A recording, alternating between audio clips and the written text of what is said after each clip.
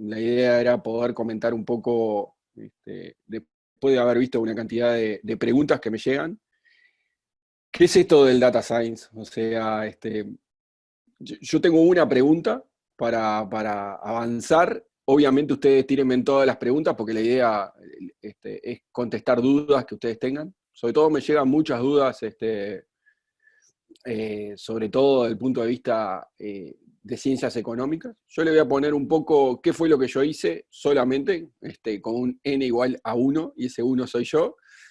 Y después les cuento qué es lo que yo me imagino o qué es lo que busco cuando contrato gente de este estilo. ¿Tá? Así, y después ustedes tírenme todas las preguntas por el chat que Gabriel y yo las vamos a ir manejando como para contestar. El primer punto es, yo trabajo, y de vuelta, esto es personal y como viene de las redes y ustedes lo han visto, hay 38 disclaimers, esto es netamente personal, estamos desayunando todos juntos un sábado de mañana. No hay nada institucional, pero la verdad es que, como dice Nix, nos conocemos todos. Entonces, yo trabajo en el Scotiabank, mi función es liderar el equipo de Data Science que existe en el banco, es una gerencia nueva que se creó hace un año y poquito, donde lo que hacemos es analizar grandes volúmenes de datos. Antes de eso trabajé 2 años para Equifax. Habitualmente nadie conoce a Equifax, pero cuando le diga que es clearing de informes, todos se van a dar cuenta de qué es, qué hace y la cantidad de datos que tiene. Ahí trabajé 2 años como director de Data Analytics para Uruguay. Parte de lo que era... Equifax es una empresa americana que tiene 120 años y la verdad es que genera muchísimos datos a nivel mundial. Por lo tanto, llegué ahí porque hace cuestión de 2013 me imaginé que el manejo de datos iba a ser bastante interesante, íbamos a poder contestarnos preguntas que antes no nos animábamos a hacer. Yo tengo formación de base licenciado en Administración, Contador, Plan 90, de la Facultad de Ciencias Económicas, específica. Siempre me hubiera gustado estudiar economía, pero la verdad que en ese momento, en el 92, economista era igual a hacer política pública, y no era algo que me llamara la atención, me gusta el sector privado muchísimo. En el 2002 me fui a hacer un MBA, como cualquier otro, en este caso me iba a ir a Estados Unidos, pero Torres Gemelas mediante, terminé en Chile, que es en la Adolfo Ibáñez, que era una de las mejores universidades de negocios de América Latina, y estudié un MBA. 2014 me di cuenta de que había posibilidades con esto del Big Data, Data Analytics y todo ese tipo de cosas, pero la verdad que estaba tocando de oído, e hice un máster en Data Management en la Universidad de Barcelona, y ahí aprendí un poco más de qué se trataba esto. Y por último, como el tiempo no me sobra, traté de terminar, y me gusta mucho la historia económica, terminé de hacer un doctorado en historia económica. Como ven, no pega nada con Data Analytics. Ese es el primer punto. O sea, mi currículum no dice nada de Data Analytics más allá de un máster que hice específicamente del área. Ahora, cuando uno hace longitudinalmente, ayuda muchísimo. ¿Por qué? Porque cuando uno empieza a trabajar en esto de Data Analytics, lo primero que tiene que saber hacer son preguntas. Eso es lo fundamental. Y ahí hay mucho de capacidad de cada uno de ustedes en las áreas que estén. Y he visto hacer Data Science desde gente que obviamente está en el área de negocios, pero sociología, antropología, biología, medicina, arquitectura. Hay una cantidad de gente que tiene como base disciplinas que quizás no sean la tradicional. Cuando hablo de tradicional, hablo o ingenieros en sistemas o quizás economistas en la última época. Pero básicamente, cuando uno analiza esto, la gran mayoría de lo que hace Big Data y Data Analytics son ingenieros en sistemas, con especialización en base de datos y ese tipo de cosas. ¿Estamos de acuerdo? O sea, lo primero que tienen que entender es que esto se trata de hacerse preguntas.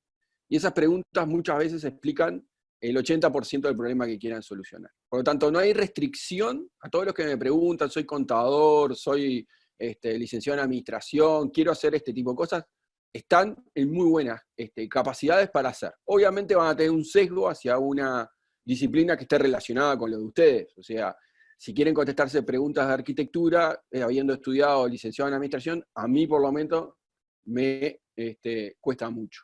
¿Tá? Veo que la gran mayoría, bueno, me dice Ariel, son ingenieros en sistemas o informática o ese tipo de cosas. Así que está bueno eso.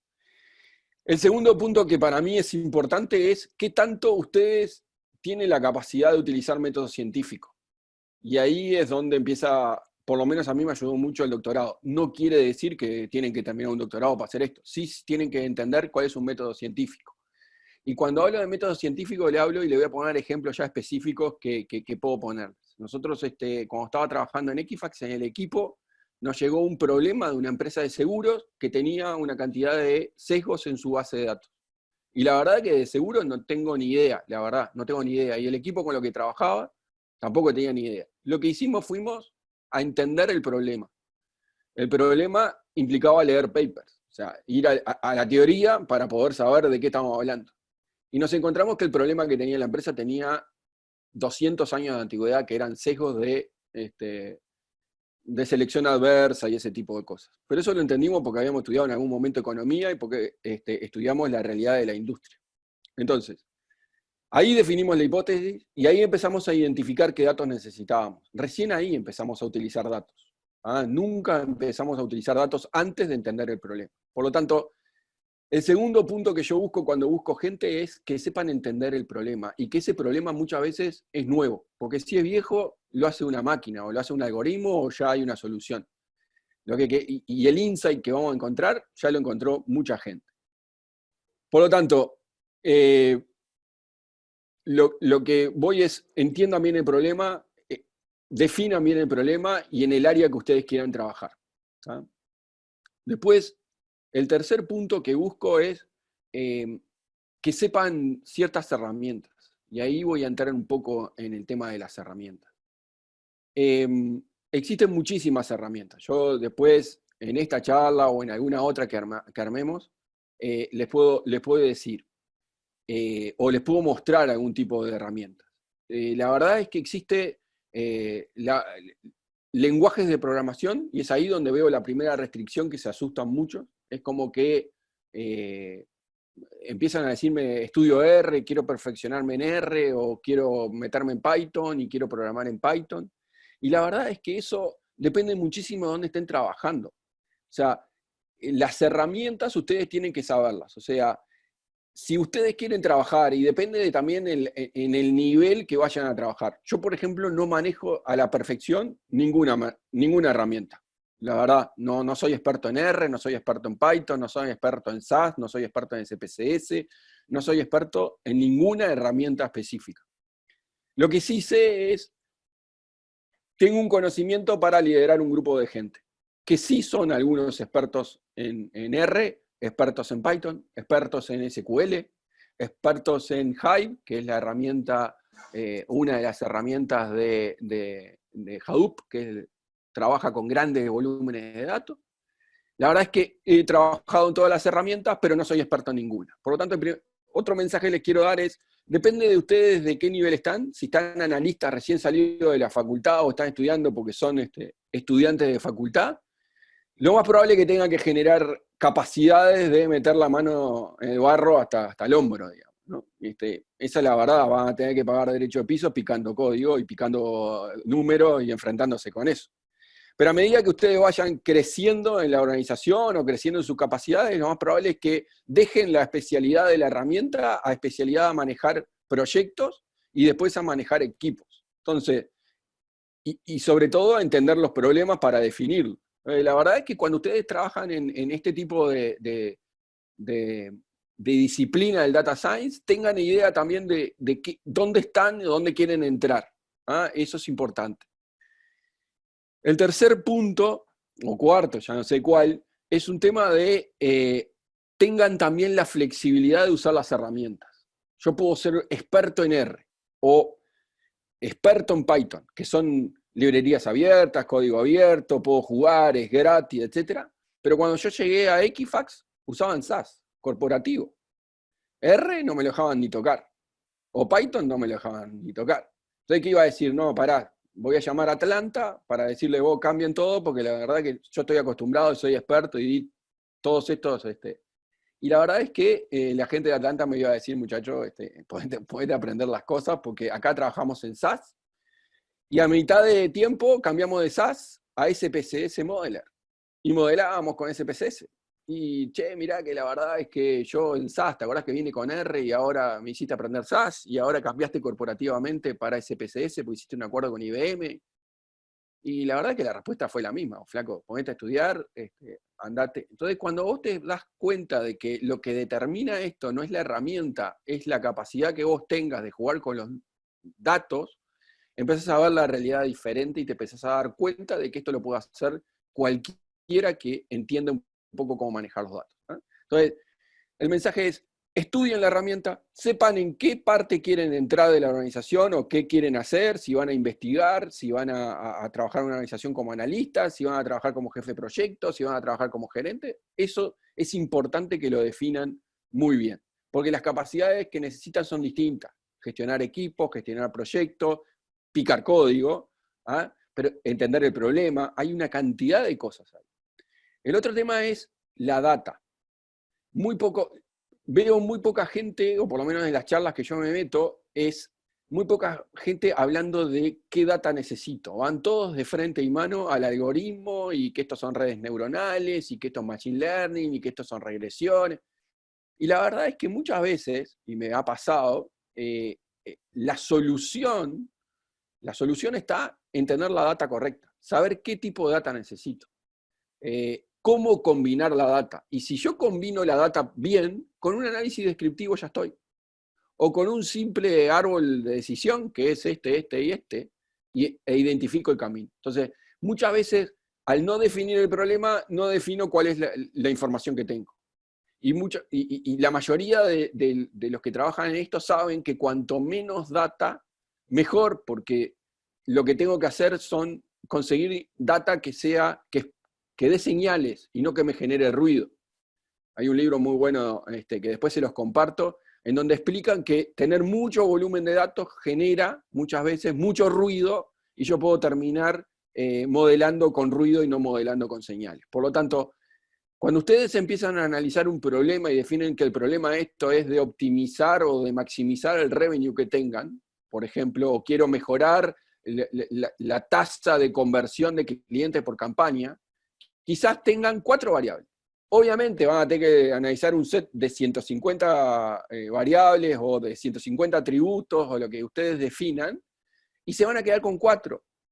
De hecho, en el banco nosotros desarrollamos un par de modelos de propensión a distintos tipos de productos del banco y analizamos 150 variables. Y no pusimos 150 variables. Pusimos 5, 6, 7. De esas 7, era muy fácil mostrarle a la gente que toma decisiones, porque de último ustedes están, o los que trabajamos en esto, lo que queremos hacer es que se mejore la toma de decisiones de los ejecutivos, es 7 variables. Y esas 7 variables eran súper claras de explicar.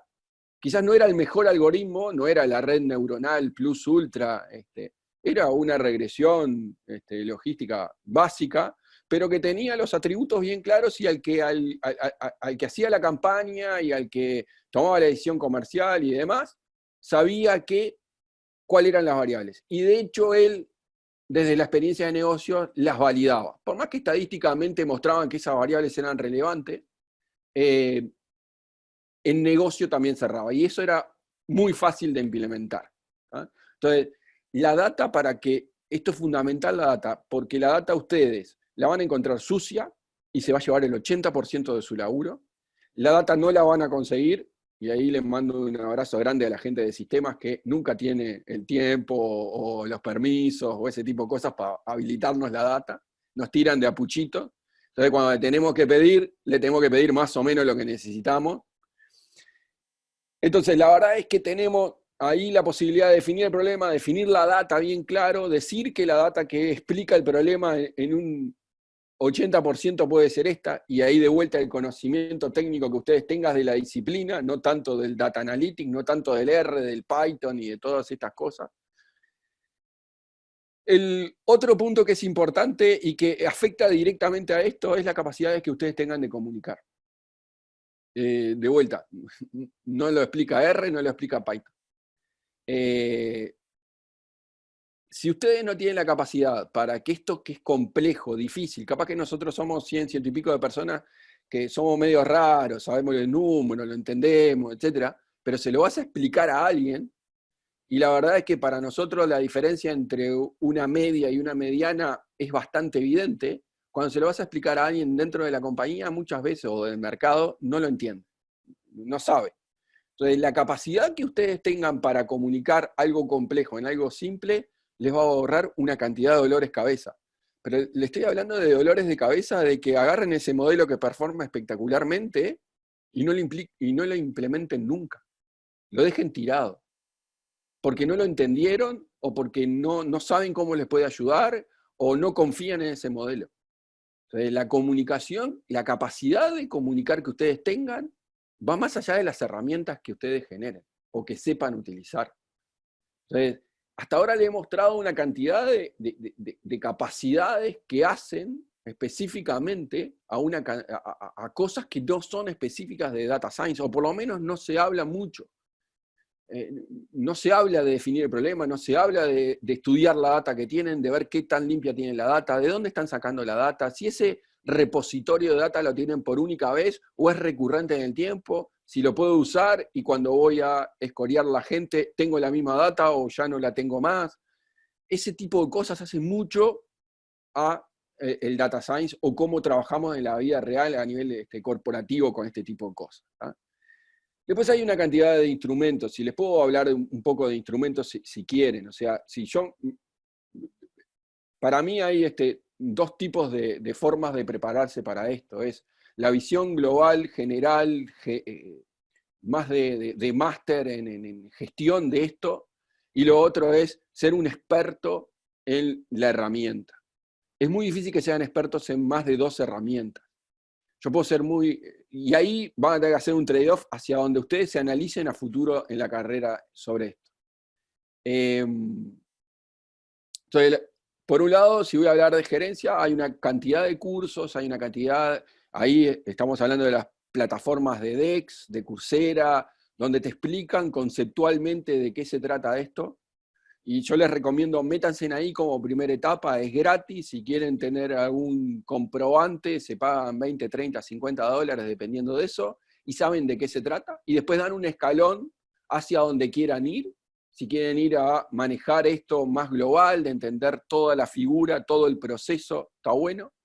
Por otro lado, las herramientas, ¿ah? EDX, dije, EDX.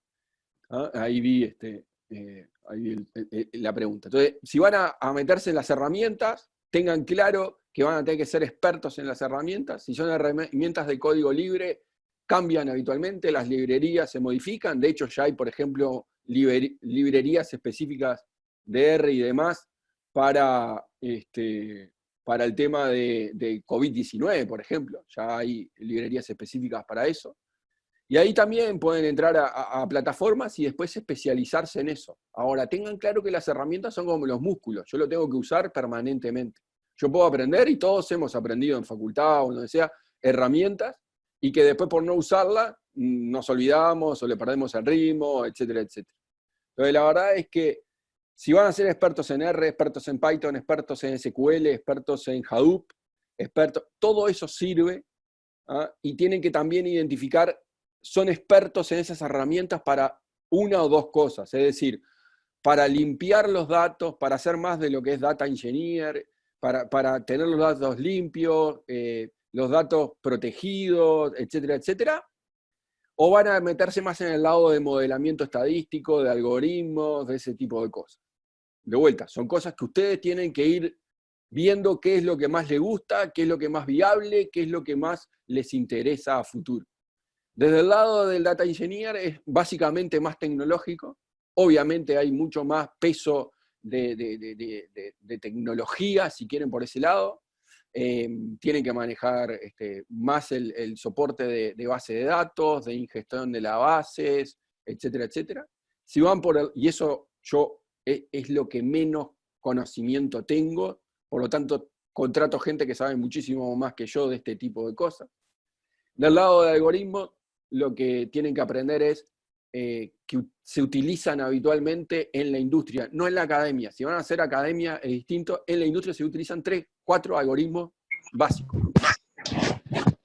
Entonces, la verdad es que de ese punto de vista no hay mucha cosa. Son regresiones, son árboles de decisión, son clusterizaciones. Es eso lo que se utiliza. Redes neuronales, pero hay ciertas restricciones a nivel legal. Si trabajan en la parte financiera, ustedes no pueden usar regresiones, redes neuronales para todos los modelos, porque si ustedes, por ejemplo, escorean gente con redes neuronales, no saben qué variable es la que definió por qué no le dan un crédito. Eso, por ejemplo, en Equifax, cuando hacíamos los scores de riesgo, tenía que ser transparente, no le podés decir a una persona que no accedió al crédito porque sí nomás, porque lo dice un modelo, le tenés que explicar cuál es la determinación de eso, por lo tanto las variables tienen que ser de caja blanca o abierto, no de caja negra como son ese tipo de algoritmos. Y ahí tienen que definir y tener la flexibilidad, como les decía hoy, métanse en R,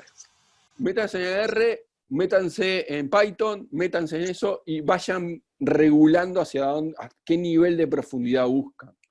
Yo lo que contrato habitualmente, la gente de mi equipo es gente, habitualmente son la gran mayoría mujeres, porque realmente son mucho más detallistas. A mí se me puede pasar un número, se me puede pasar una coma, pero la gente del equipo te dice 3 lugares después de la coma específico, después de analizar 2 millones de líneas. Habitualmente son economistas porque saben entender. Yo lo que hago en el banco específicamente es entender comportamiento de los agentes, por lo tanto, sí saben entender por qué se comporta la gente, porque estamos haciendo no solamente análisis de correlaciones, sino también estamos tratando de entender causalidad, por qué se comportan de la forma que se comportan. Y la verdad es que eso me ayuda muchísimo en definir qué algoritmo, qué problema, etc. Y por el otro lado, la otra pata del equipo son más ingenieros en sistema, son más gente que maneja base de datos, porque son los que me solucionan la vida a que cuando use el dato esté tranquilo de que el dato está bien. O sea, que nos juguemos todo el riesgo del modelado en el modelo, no en que el dato, yo no sé dónde lo saqué, scrapeé la web, y eso la verdad es que me trajo un dato buenísimo, pero no sé de dónde es, no tengo la fuente, no tengo absolutamente nada. Entonces, tengo esos 2 perfiles, pero que esos 2 perfiles hablan entre ellos perfectamente. Alguien sabe de hacer, sabe mucho de manejo de base de datos, manejo de ingestión de datos, etc., pero también sabe algo de modelos y de entendimiento, y los economistas y los licenciados en administración, contadores, etc., porque ese es el negocio, saben mucho del comportamiento, de toda la parte conceptual, y saben utilizar herramientas. Saben meterse en SQL, saben meterse en Hive, saben meterse en R, Python, SPSS y SAS, cuando usábamos SAS. Entonces, mi punto y mi mensaje es, cualquiera de los que estamos conectados acá podemos laburar de esto. Lo que sí tenemos que tener claro es en qué parte, esto es muy complejo, nadie es un data science por sí solo. A mí, de hecho, el data science no me gusta como expresión porque es como un ornitorrinco, es un bicho raro que tiene mezcla de pato, algo que no existe. Necesitamos manejar equipos. Entonces tienen que saber ustedes qué aporte de valor le van a dar al equipo, desde qué perspectiva, para poder trabajar en esto. No es solamente hacer el algoritmo, no es solamente saber mucho de una herramienta, es un poco más complejo, pero también es un poco más abierto a todas las formaciones que existen hoy, por lo menos lo que me consultaron, ingenieros, economistas, contadores, mucho contador, que me decía, bueno, ¿yo qué hago? Para que tengan una idea, hoy la mayoría de las auditorías, de hecho, en el banco, el equipo de auditoría interna nos pide usar data science para hacer auditoría. O sea, lo que ellos les mandan es, no me hagas una muestra representativa para poder ver el control y seguimiento, sino haceme a toda la población. Haceme un modelo que me dé con cierta seguridad o probabilidad qué actividad o qué transacción en todas las transacciones tienen riesgo o no tienen riesgo como auditor interno. Entonces los auditores tienen una cantidad de posibilidades con el data science, por lo tanto tienen que aprender este tipo de cosas, y es muy útil. A los arquitectos, por ejemplo, para ir al otro extremo, hoy los arquitectos y los ingenieros hacen avance de obra sin ir a visitar las obras. Lo hacen a través de cámaras y la data no es numérica, es de imagen. Entonces van, sacan una foto y analizan qué grado de avance tiene la obra, y eso lo contrastan con un algoritmo que tiene el estándar y que tiene la obra terminada teóricamente, y muestra, dice, bueno, 50% de avance, por lo tanto, yo leyendo la imagen, comparándola con un algoritmo, digo que tiene un 50% de avance. Entonces, esa data, que como ustedes saben, hay data estructurada y no estructurada, la data por imágenes no estructurada, igual que texto, yo puedo hacer data science con eso. Y tengo que armar un algoritmo para comparar fotos, no para comparar si el 4 es 4 o si el 4 es 3. Hago foto y ahí genero. Entonces, ahora, muy probablemente yo no lo sepa hacer porque no sé lo que es un avance de obra o porque no entiendo qué necesito para ese avance de obra. Por lo tanto, la verdad es que ese tipo de cosas se va a dar en cualquier tipo de disciplina. Por lo tanto, llevamos media hora, 40 minutos de charla. No sé, Gabriel, si querés compartir alguna pregunta, estoy abierto. Obviamente no he leído todas las preguntas porque... No, sabes que estaban todos muy atentos, no estaban preguntando, algunas cosas que preguntaron las fuimos compartiendo por ahí, como algún enlace o alguna cosa de lo que vos venías mencionando. Bueno, va a ser un año, estuvimos con un grupo de estudiantes en Brasil, y había una profesora que decía un poco de eso que mencionabas vos, ¿no? Que al final el cientista de datos es un unicornio, ¿no? Porque si es una mezcla tan perfecta de matemática, estadística, computación y negocios, en realidad es un ser imaginario, ¿no? Ahí Y, tengo, y ahí ahí te tengo es una una pregunta. pregunta, exacto, ¿de dónde comenzar? ¿Dónde comenzar el lunes? Yo creo que depende de cómo estás, digo, a ver, de formación, depende. Depende en qué estadio estás. Pero imagínate que estás con una carrera que era yo, licenciado en administración, y que no tenía mucho más cosas. Y es más, o sea, cuando yo arranqué esto, me metí en las plataformas para entender de qué estamos hablando, de qué bicho era esto. Por lo tanto, Coursera y edX hoy te dan la posibilidad de hacer una prueba a ver si te gusta o no te gusta. Si esto es tan imaginario y tan lindo como dicen las revistas y todo este tipo de cosas, o es una moda. Y ahí es gratis. Obviamente estoy optimizando los recursos, ¿no?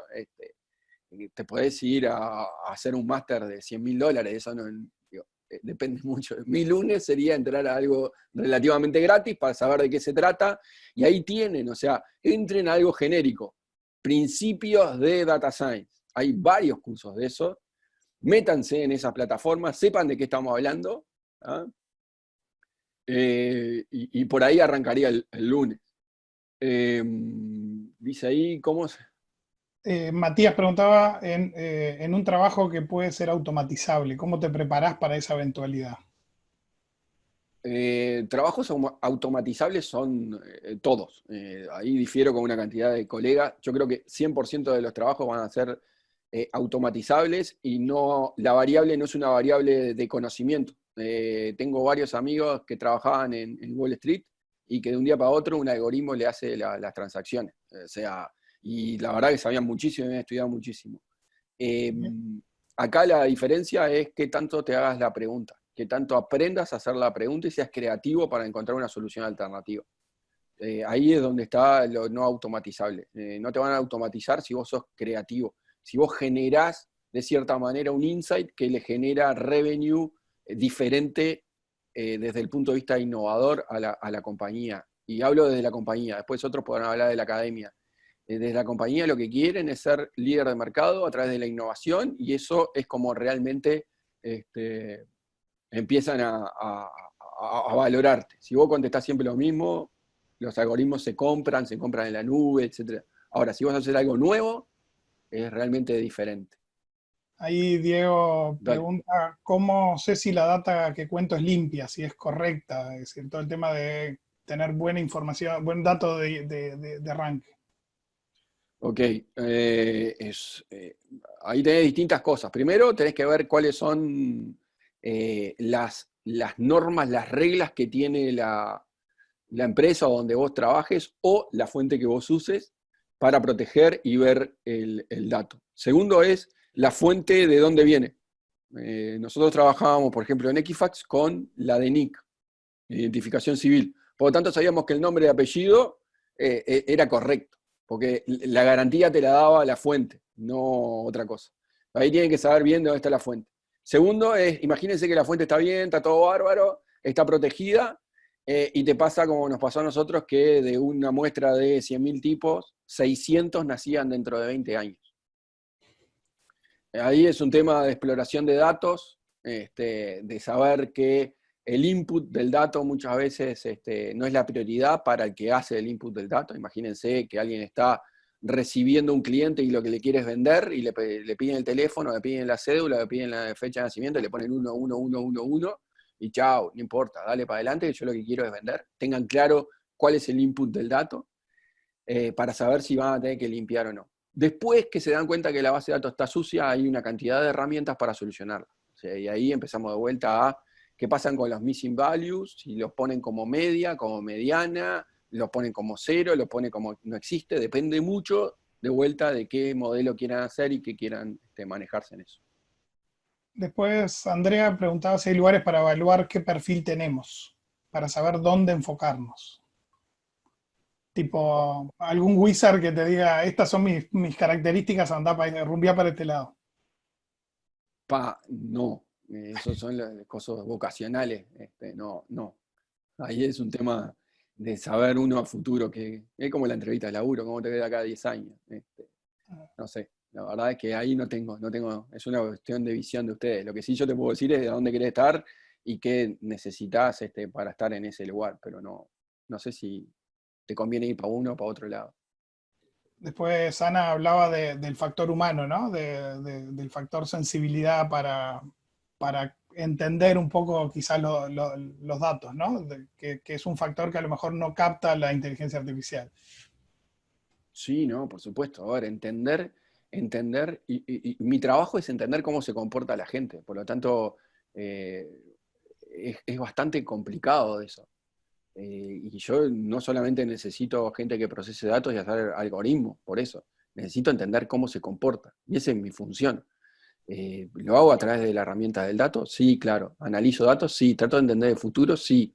¿Trato de predecir cómo se va a comportar la gente en determinado momento y si va a querer un préstamo, una tarjeta o lo que sea? Sí. Pero la verdad es que terminan siendo personas que yo tengo que entender cómo se comportan. Por lo tanto, siempre está bueno, y por eso voy por la economía del comportamiento, que es la otra pata de todo esto, que es entender cómo se comportan la gente en este caso, ¿no? ¿Por qué compra, cómo compra, cuándo compra, si está nublado, compra o no compra, si hay un cambio en el empleo, compra o no compra, si hay coronavirus, compra o no compra. Ese es el tipo de cosas que ustedes, por lo menos yo es lo que hago, con modelos, ¿no? Tratando de predecir.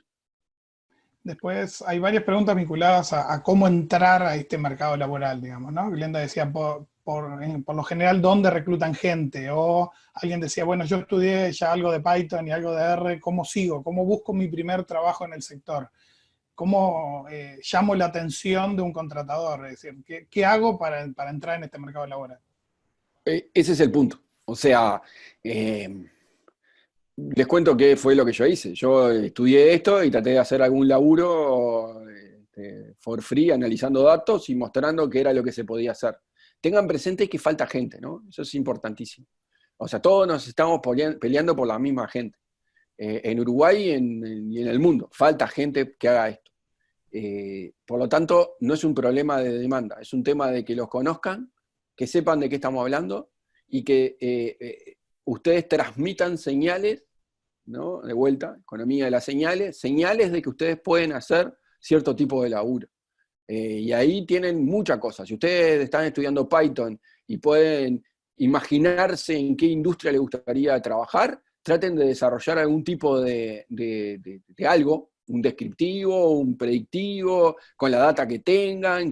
Todos sabemos, lo que estamos en la industria, que la data pública tiene una cantidad de restricciones, una cantidad de supuestos, pero imagínense que ustedes están ya trabajando en eso, hagan un modelito, hagan un análisis y lo publican desde LinkedIn, desde Twitter, desde donde sea, para que los que estamos en la industria sepamos realmente que usted tiene las capacidades. A mí, créanme, tengo algún que otro título y no creo en los títulos, en serio les digo.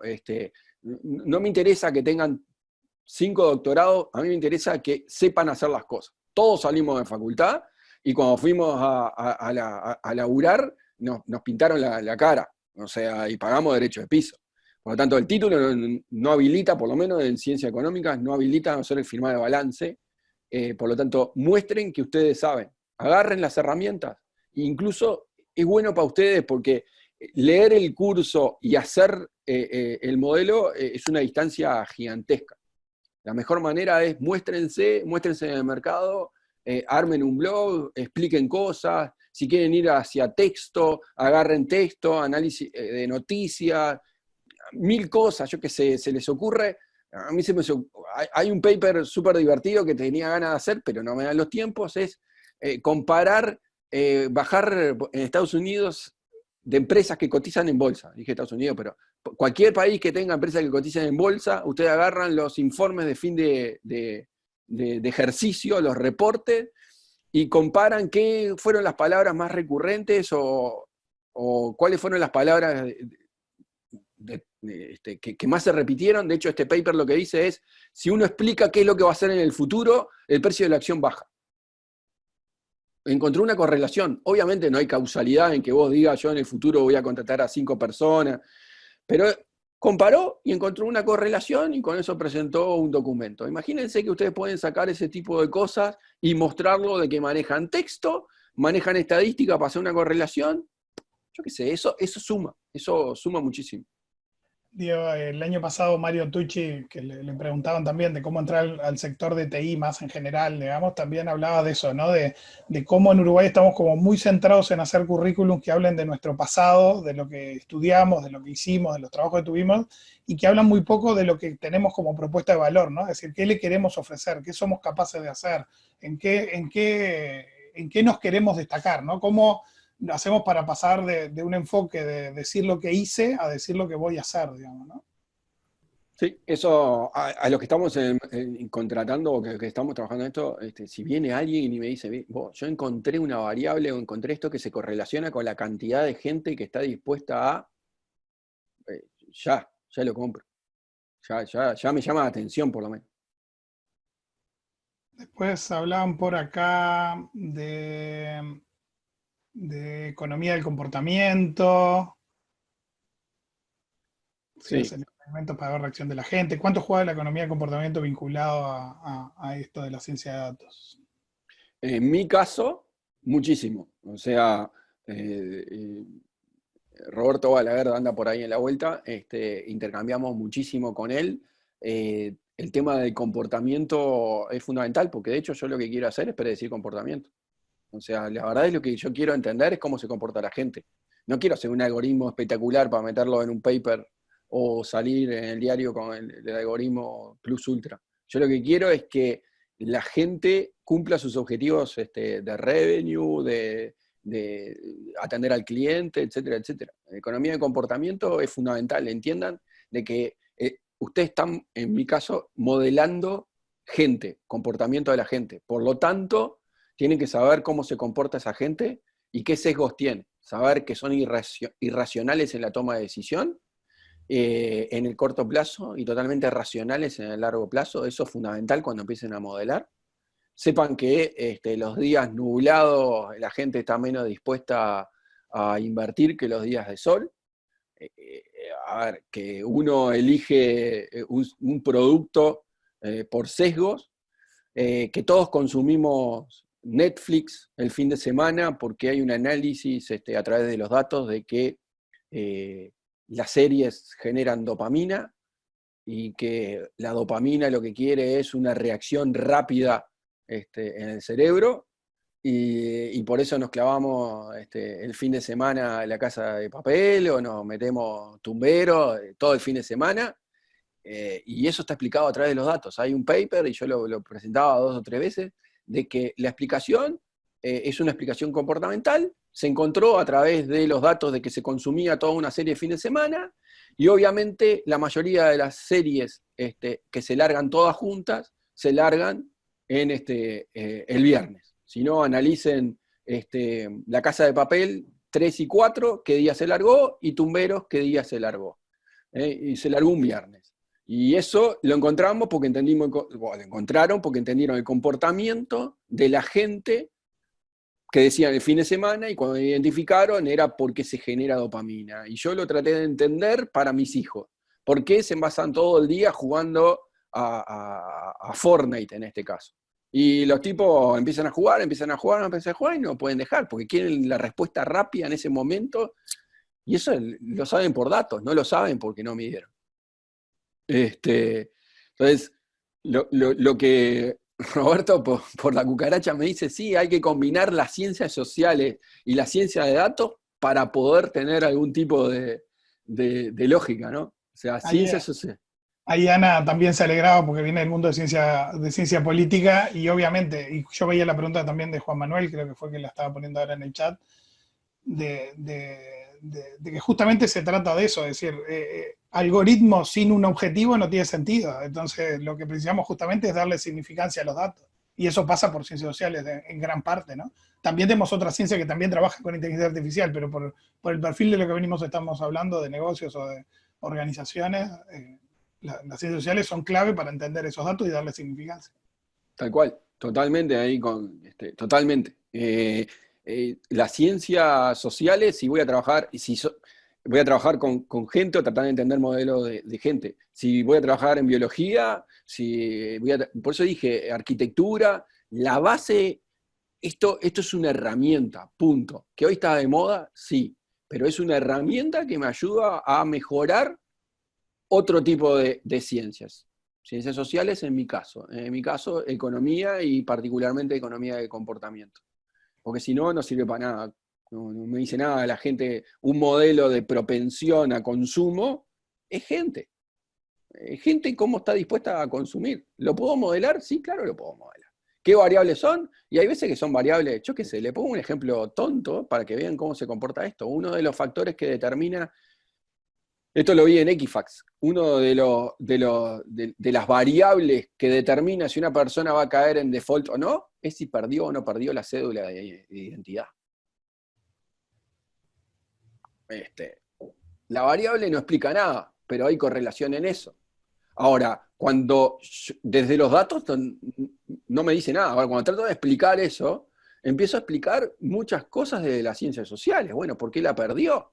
¿Es una persona que es atenta o no es atenta? Capaz que cae en default, no porque no pueda, sino porque no le interesa, se le pasa la fecha, está despistado. O sea, hay una cantidad de factores que para explicar un algoritmo es importante. Ahí pregunta el pájaro si te gusta Dan Ariely. Sí, claro. Sí. Lástima que no vino, que lo tuvimos que ver por videoconferencia, pero me leí todos los libros de él. Sí. Ah, pensé que cuando dijiste que lástima que no vino, decías ahora a esta reunión, que lo habías invitado y no había venido. No tengo. No. Estuvo en Punta del Este, ¿no? Iba a venir en Punta del Este, pero no pudo venir. La verdad es que sí, hay varios. Después les paso una cantidad de libros y van a ver cómo la economía del comportamiento está metida en todas las decisiones que hacemos. Todas. De por qué elegimos un café o no elegimos un café. O sea, eso es fundamental. ¿Alguna otra pregunta? Porque más o menos creo que fui compilando las distintas formulaciones de distintos temas. Ahí Bruno dice, yo me olvidé de llevar la cédula a un partido de Peñarol, ¿se puede decir que voy a entrar en renegociación de deuda? No, lo que puedo decir es ver si perdió o no Peñarol, ahí es súper importante. Después decime a qué partido fuiste y vemos si hay algún tipo de correlación. Gente que se acuerda de la vida presencial, cuando salíamos de nuestras casas a ver deporte. ¿A qué tipo de perfil me acercaría más una licenciatura en estadística entre un perfil de ingeniero o programador y uno más económico? Pregunta Lucas. Si entiendo, Lucas, vos hiciste la licenciatura en estadística y querés irte para un lado o para otro, ¿para dónde te verían? ¿Esa es la pregunta? Yo creo que sí, que viene por ahí. Ok. Si ustedes me preguntan de cero qué tendría qué quisiera estudiar yo, hoy viendo la realidad, es la licenciatura en estadística. Eso es un mensaje bastante interesante. Fuerte. Eh, la Mira, verdad, Lucas está en el liceo, o sea que le acabas de ok. bajar una línea más que fundamental. Sí, algo que no pasa en Uruguay, te digo porque yo con mis hijos lo vivo, es no nos metemos de frente en ciencias duras, que hacemos habitualmente, o sea, cuando te hablo de ciencias duras, te hablo de licenciatura en física, en matemática, en estadística, porque la verdad es que no hay un mercado de trabajo para eso. En el resto del mundo, sobre todo en los países desarrollados, esa es la base, es como meterle el sistema operativo, le metes matemática y después le vas poniendo aplicativos de distintas áreas. Si vos me preguntás para trabajar en ciencia de datos, lo primero es ser fuerte en estadística, no en matemática, porque cuando empezás a hablar de matemática son ciencias exactas y cuando vos manejás comportamiento no son exactos, no todo el mundo se mueve de la misma manera. La verdad es que yo estudiaría licenciatura en estadística y después haría algún tipo de estudio extra para el lado para el lado de lo que quiera hacer. Si querés meterte fuerte en el tema de datos, ingeniería y ese tipo de cosas, perfecto. Si querés meterte más en el tema de comportamiento más estadístico, ahí metete para donde vaya, de vuelta.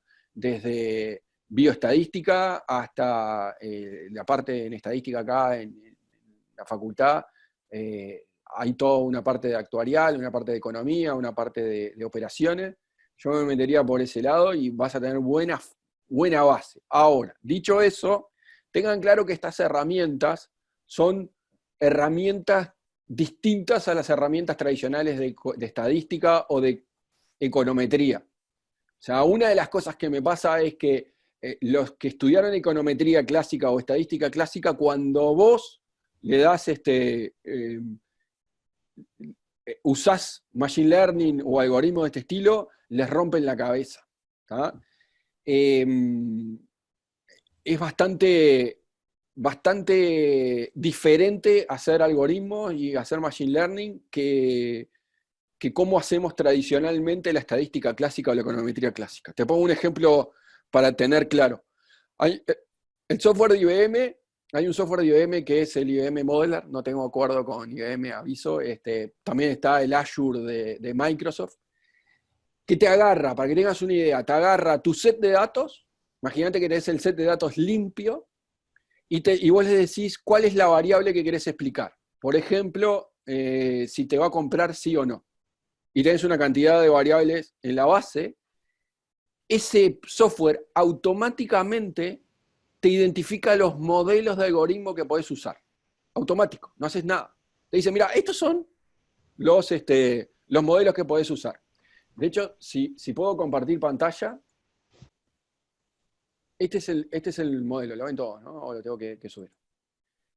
El tipo lo que dice es, para tu set de datos, para tu set de datos, podés usar todos estos modelos, y de hecho, en la de la derecha, es algo, o sea, no te dice qué está haciendo. No haces doble clic adentro de eso. ¿Tá? Lo que te dice puntualmente es que hay una comparativa del lado derecho, que es una gráfica curva ROC, que se llama, que no es ni más ni menos que comparar los distintos modelos. Entonces lo que te dice es, mirá, flaco, yo agarré automáticamente para ahorrarte laburo, porque hubo una cantidad de ingenieros mucho más inteligentes que vos haciendo este software. Todos estos son los modelos que podés usar, ¿tá? Y ahí tienen todos, ¿no? Y se comparan de esta manera. Por lo tanto, cuanto más arriba, la curva más arriba, más sobre 1,1, o 100,100 en este caso, esté, es el mejor modelo, es el que va a performar mejor. Ahora, vos le mostrás a un estadístico esto, o a un economista que haga econometría clásica, y le explota el cerebro. Porque lo primero que quiere hacer es entender cómo está el modelo, entender esa lógica del modelo. ¿Estamos de acuerdo? Otra de las cosas que es importante es, hoy ya hay formas de analizar y si hay tiempo acá está todo lo que se puede hacer con algoritmos. ¿Estamos de acuerdo? Absolutamente todo. Ahí, esto es como dice ahí, Machine Learning, Microsoft Azure, es un cheat sheet, donde ustedes pueden ver los distintos algoritmos explicados. Si yo tengo una variable, tengo dos variables, si esa variable es continua, si esa variable es dicotómica, si esa variable, si quiero hacer modelos de recomendación, si tengo la variable dicotómica es 1, 0, 1, o es múltiple y es Hugo, Paco y Luis. O sea, hay una cantidad de cosas que ya están explicadas y no tengo nada más que hacer, que es, en vez de codificar a todo esto para poder hacer una regresión lineal simple, lo que hago es este tipo de cosas. O sea, drag and drop. Esto es el modelo para algunas clases que di, y ven del lado de la izquierda, ven cómo hay una cantidad de modelos que ustedes los van poniendo y va saliendo de cierta manera el algoritmo. Y no tiene mucho más misterios que eso. El tema es que tengo que saber cómo interpretarlo, tengo que saber cómo leerlo y tengo que saber que muchas veces no voy a tener la explicación estadística, pero la facilidad del estadístico es que se puede meter en problemas más complejos. Ahí Rodrigo decía algo sobre correlación y causalidad, ¿no? De que un modelo te puede encontrar alguna correlación que vos después no le encuentres desde la perspectiva del negocio verdadera causalidad. Sí, eso es espectacular. Hay dos cosas que uno que no se mueren nunca, que son la causalidad y la correlación, y la mediana, la media y la moda. Con eso van a cualquier empresa y se sienten tranquilos de que van a encontrar oportunidades. Sí, hay que entender también en qué negocio estás. Hay que entender si estás en el negocio de la correlación. Yo lo único que quiero saber es si el tipo va a caer en default o me va a comprar. Y hay variables que me pueden ayudar a predecir porque correlacionan bien. Y la verdad es que no me interesa si el tipo va a caer en default porque perdió la cédula. No, la verdad es que si perdió la cédula va a tener una probabilidad alta porque correlaciona con la caída en default y no va a pagar. Ahora, si yo quiero ser más fino, y es parte de lo que estamos trabajando en el banco, es empezar a entender causalidad. Porque vos ahí, de vuelta, si yo sé causalidad, más allá de correlación me ayuda a explicar qué es lo que va a pasar en el futuro, porque sirve, no es que no sirva, es ojo con las conclusiones, o sea, si yo concluyo en correlación, no hay problema. La causalidad es lo que me da la posibilidad de generar incentivos para que suceda eso. Si yo sé que esto genera esto, lo que hago es trabajar desde el punto de vista de los incentivos en esto para que suceda esto. También de vuelta, tengan claro de que si yo tengo causalidad, sé cuáles son los factores y puedo generar incentivos, digamos, ¿no? Para que suceda eso. Ahí hay un par de preguntas que tienen que ver sobre qué investigar, digamos, ¿no? Qué analizar. Por un lado tenemos al Pájaro, otro ¿Sí? periodista, hablando de qué recomendarías en tema de periodismo de datos, o en tema en particular en el deporte, o qué visualizador de datos te gusta o recomendás. Ahí hay una orientación más al cómo. Y después, por otro lado, tenemos a, creo que fue Rodrigo, que decía, no, perdón, Juan Manuel, que decía que estaba haciendo la licenciatura en estadística y preguntaba cuál sería un buen tema de tesis que me ayuda a darme a conocer en el mundo de la ciencia de datos. Visualizadores. Periodismo de datos me encanta, o sea, es espectacular, o sea, hay mucho para explotar ahí, muchísimo. Visualizadores tenés de código abierto una cantidad enorme, o sea, es codificando y poder manejarlo. Ahí no soy experto en los de open source, la verdad. Sí tengo, en las empresas que trabajo, obviamente tengo Power BI, tengo Tableau, tengo Spotfire, y uso esos visualizadores como para manejarlo. Pero hay una cantidad de open source. El tema de la visualización, de vuelta, no es la herramienta, es cómo lo mostrás. Qué tan fácil es que te lean una gráfica. Vos podés usar cualquiera, lo que quieras. El tema es que te entiendan la gráfica. Y una de las cosas más difíciles es que te entiendan la gráfica sin mucha explicación abajo. Hace la diferencia. O sea, si yo tengo una gráfica que es espectacular, pero la entiendo yo y mi señora, estamos complicados. Ahora, si tengo una gráfica que ilustra lo que quiero decir, que es todo un desafío, ilustra lo que quiero decir, Eso es el desafío del tema de datos. Segundo, si sos licenciado en estadística y querés hacerte conocido al mercado, yo te diría, no uses solamente datos numéricos.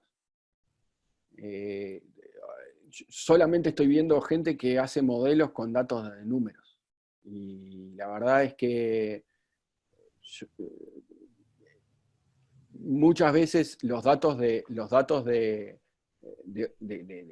otro tipo de cosas generan mucho insight también.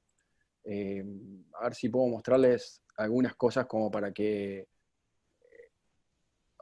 Estoy buscando una diapo para que vean que fotos. A mí me interesa, no tengo acá cerca, pero ustedes por las fotos pueden saber si la persona está contenta o está triste. Y si ustedes pueden identificar un sentimiento al momento de una transacción, por ejemplo, o una decisión, es radicalmente opuesta. Si alguien viene enojado, si alguien viene contento, si alguien viene predispuesto, no. Entonces, si vos te animás a meter fotos y a su vez texto y a su vez números, la capacidad de explicación de eso es espectacular. Yo, Hoy hay todo... Dale. no, no, dale vos, dale vos.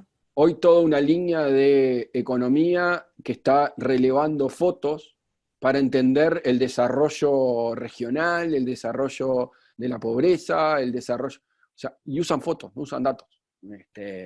Entonces, si ustedes pueden combinar estadísticamente y hacer modelos robustos estadísticamente con datos que no sean números, no solamente la encuesta de hogar, etcétera, etcétera. Vayan un poco más y encuentren datos que ayuden a explicar. Ustedes tienen que preguntar mucho qué entropía tiene el dato. Entropía es complejo, muy poca gente lo usa, pero es muy fácil de entender. Yo cuando hago análisis de texto, y ahí en Twitter tiré un par de análisis que hice sobre los discursos de Estados Unidos y de Uruguay, hay datos que no generan valor. Es súper fácil de entender en texto porque las preposiciones habitualmente no generan valor. Una preposición en una oración no me genera. Y habitualmente son los datos que más frecuencia tienen en el uso. Por lo tanto, ese tipo de datos lo tengo que sacar. Eso no me genera entropía. ¿Está bueno de tenerlo? Y la verdad es que hice un análisis de 10.000 palabras. Pero cuando fui, la gran mayoría, el 50% eran preposiciones. Y en realidad las tengo que sacar porque me generan ruido. Entonces, ustedes tienen que entender de que el dato que no genera entropía, sáquenlo, y si ustedes pueden generar entropía entre distintos tipos de datos, a mí me encantaría, porque tengo una cantidad, por ejemplo, de comentarios en texto. Imagínense todo lo que son historias clínicas, imagínense todo lo que son reportes de las empresas, etcétera, que pueden combinar distintas fuentes de datos. Si yo estuviera ahí, haría algún laburo combinando ese tipo de cosas. Bueno, ahora yo lo que iba a sumar era que con todo el tema de las clases a distancia, hay todo un mundo interesantísimo de cómo monitorear los aprendizajes y el nivel de engagement con los estudiantes a través de videoconferencias, ¿no? Y ahí podrías analizar las imágenes de los participantes en un curso, la participación en los foros, la participación de los chats y tratar de encontrar algún elemento, por ejemplo, por ahí.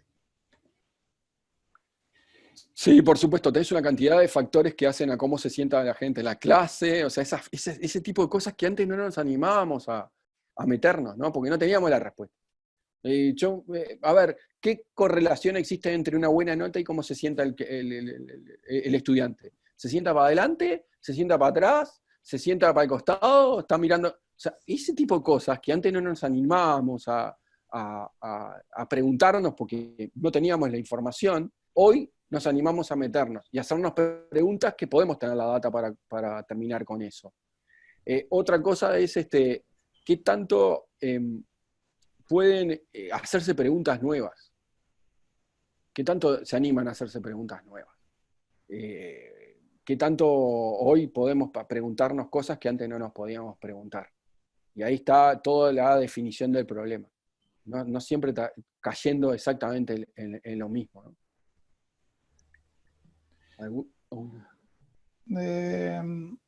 No, hay una pregunta que se repite en varios, que eran los que, digamos, ya avanzaron con su formación y obviamente no se van a poner a hacer una carrera de grado en licenciatura en estadística si había ofertas concretas en formación complementaria estadística para los que no tenían ese perfil, digamos. Y ahí mi conocimiento es que realmente es poco, digamos, ¿no? Falta, por ejemplo, posgrados en estadística para no estadísticos, digamos, ¿no? Sí, como hablábamos con Gabriel, cada uno, esto es un desayuno de un sábado a la mañana, lo que les puedo decir es, eh, se abrió el mundo, o sea, hoy está el mundo, hoy lo que necesitan es tener una conexión a internet y ver dónde están dando. Fíjense que casi todas las universidades del mundo, incluso en Uruguay también, están generando una cantidad de cursos. Y la verdad es que posgrado en estadística para no estadísticos o estadística para estadísticos básicos existen en distintas partes del mundo. Hay muchos, muchísimos. Este, Fíjense, busquen, métanse en distintos lugares.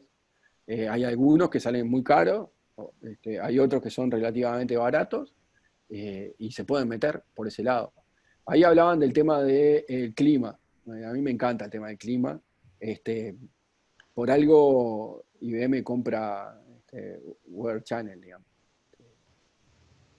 Los datos que da el clima es increíble. A nivel de agro, por ejemplo, hoy en Uruguay en algunos casos, pero en el resto del mundo, donde el factor de restricción es la extensión de campo, lo que hacen los modelos es armar la cosecha como un portafolio de inversión. O sea, yo sé el costo y el retorno, el riesgo y el retorno. Ya sé dónde llueve, cuándo llueve, qué tipo de tierra es donde voy a plantar, qué tipo de semilla, y 1 kilómetro al costado voy a plantar otro tipo de semilla porque la tierra es distinta, llueve menos, etcétera, etcétera, etcétera.